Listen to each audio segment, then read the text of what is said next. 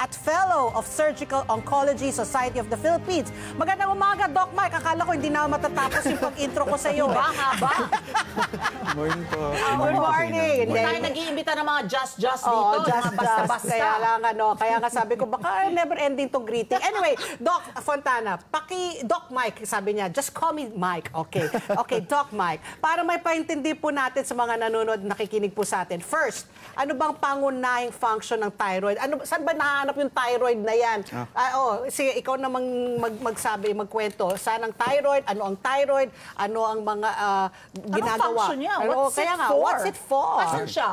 Sige Ito po. ba nandito ba? Okay, sige. good morning po, Miss Pat, Miss Ali, happy birthday Thank po. you, Doc Okay, Mike. so usually po no, ang thyroid gland is located po yan sa leeg natin. So usually makikita po natin yan below our Adam's apple, above the clavicle. So mas nagiging prominent siya kapag hyperextend po natin yung mga leeg po natin. So in a normal population, pagka hindi siya enlarged or wala po siyang problem, hindi talaga siya visible or palpable. So usually yan, kapag kunyari malaki siya or merong bukol, and then hyperextend po natin yung leeg natin below the Adam's apple, dun po natin siya nakakapa sa may harap po ng leeg po natin. Is it a useless organ? Or... hindi po siya useless organ. Actually, very important organ po siya sa katawan natin. No? Kasi ang thyroid gland, it produces thyroid hormones. So yung thyroid hormones po natin, it acts in almost all the organs in our body. So, sa sobrang dami niyang function, it affects the heart, our brain, kahit mga mood, pati mga bones natin. No? So, lahat yan naapektuhan. Very important yan sa development ng different organ systems in our body. Ano yung thyroid hormone siya? Mga T3, T4, di ba? Pag nagpa-test ka. Yes po. Oo. So, yung thyroid hormones na yan na binanggit natin, T3, 4, affects, among others, energy and metabolism. Kaya nga sinasabi ko kay Patty, pag medyo madjubis ka, sasabihin mo, check up nga ako ng thyroid ka. Parang kaya ako mataba kasi bagal ng metabolism ko. Correct? Yes. Very important po kasi ang thyroid hormones sa pag-control po ng metabolism po natin. No? So, tama po kayo dyan, Miss Ali. No? Pagka yung mga pasyente natin, like yung mga tinatawag natin na hypothyroid. Ibig sabihin niyan yung thyroid gland natin hindi masyadong nagpo-produce ng hormones sa katawan. So, in general, bumababa po yung metabolism natin. Kaya lumalaki. Yes. So, yung ang end effect nun is tumataba po tayo. Kahit adequate yung appetite natin, yun, dahil babagal yung metabolism in general, ang end effect po nun is tumataba po. Meron naman yung talagang ang bilis ng metabolism. Kaya payat. Yes, kabaliktaran naman po yan ng hyperthyroidism, wherein yung thyroid gland po natin nag-overproduce naman po ng hormones. So, ang effect nun sa metabolism, masyado siyang mabilis. Okay. Kain ng kain. Yes, Ano yung karaniwang thyroid disorders? Is it your appetite? Nakukuha ba yan? Nalalaman ba natin na meron tayong thyroid problem dahil tayo nanghihina, hindi makakain? Ano yung mga disorders? So pagka pinag-uusapan po natin yung thyroid disorders, no, meron po yung dalawa. Number one is yung function. So yung sa function, katulad po ng sinabi ko sa inyo kanina, nag-over-function ba siya or nag-hyper over or under functioning. So yan yung mga hyperthyroidism o hypothyroidism. Or most of the time, yung mga nakikita natin na masyadong malalaki yung leeg or yung mga may bukol sa leeg. Katulad yung sabi ko sa inyo, yung location below the Adam's apple, no?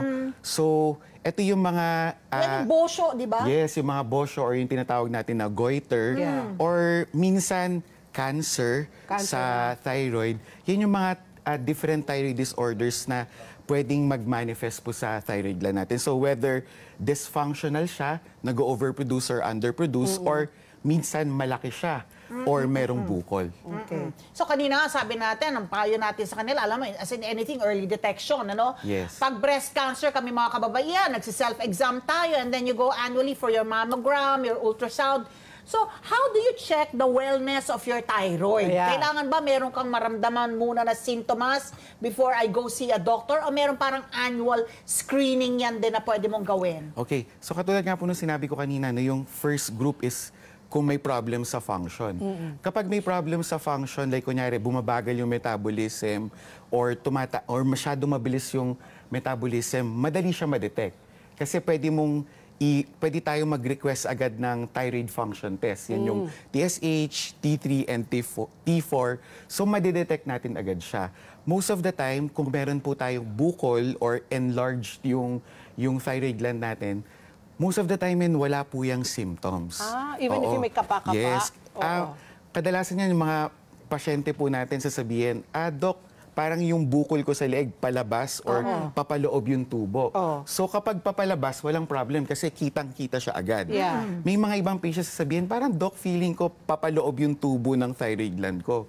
So ang thyroid gland po natin, no, nasa likod po niyan yung daanan po ng hangin, daanan ng pagkain, tapos nandiyan din po yung nerve na nagsusupply po sa boses natin. So kung meron po tayong malaking bukol, especially kung kunyari, papalikod po yung tubo niya, nagmamanifest po yan. So may ibang patients, nagko-complain sila, nahihirapang silang huminga, or parang meron silang feeling ng lump sa throat or nahihirapang mag-swallow. O kaya kapag nagko-compress na siya dun sa nerve, parang nagbabago yung boses nila. Minsan, napapaos or basta nagkakaroon ng... babae, kung lalaki. Opo. But how do you treat thyroid? Medication lang ba yan? Surgery? Paano tinitreat? Okay, so as long as ma-identify natin yung primary cause kung bakit nagkakaroon ng thyroid disorder. So, kung hypothyroid, hyperthyroid, meron tayong mga medications dyan. Kapag bukol, yan, kailangan muna nating ma-identify is this cancer or not. Kasi syempre kung cancer, we can offer surgery.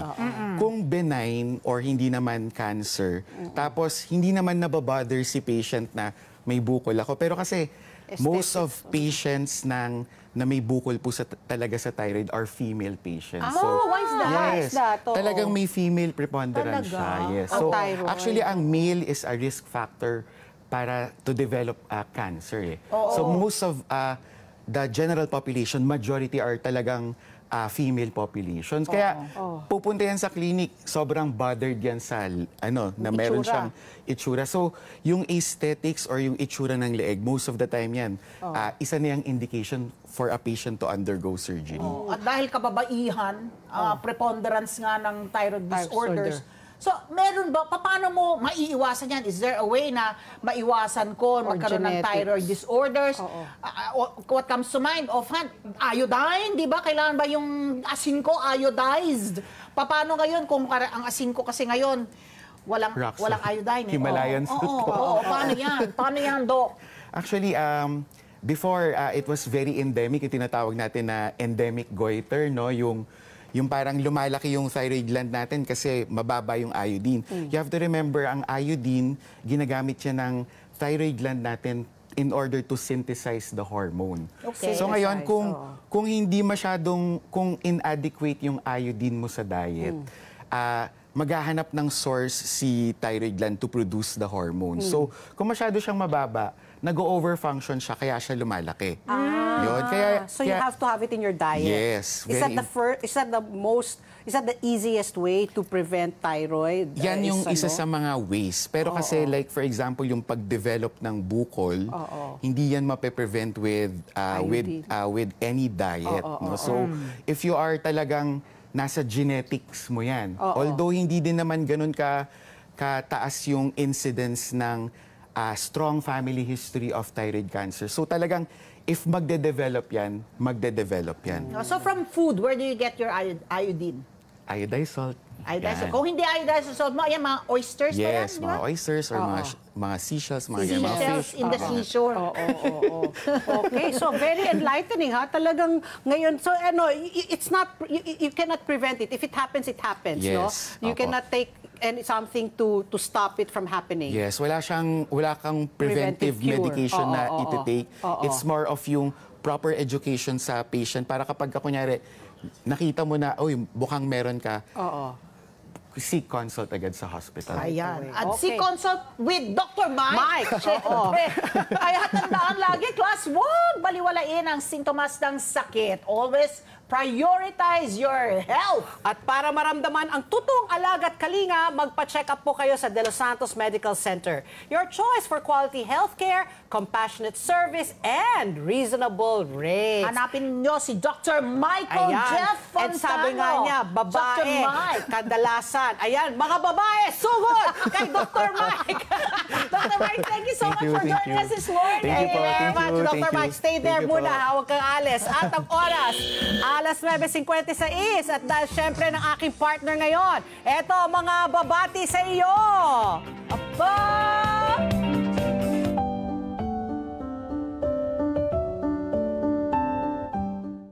Ngayon ay espesyal na araw. ASPN pa rin. Ali Sotos pa-birthday ngayon. Marahil sa marami, siya si Teacher Ali, ang walang sawang nagbibigay ng assignment tuwing umaga. Ang walang sawang nagche-check ng attendance. Daming late, ha? Daming late, ha? Daming late. Naka-weekend mode na kayo? Oh. Para sa mga taong malapit sa kanya, siya si Aloha na isang asawa, isang ina, isang bimaw sa kanyang mga apo, isang babae na may adhikain. Pero para sa akin, siya ang aking partner tuwing umaga sa paghimay ng maiinit na issue.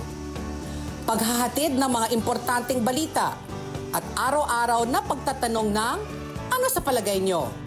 Kaya sa araw na ito, sabay-sabay nating siyang batiin. Hi, Tita Ali! Happy birthday po. Miss na kita.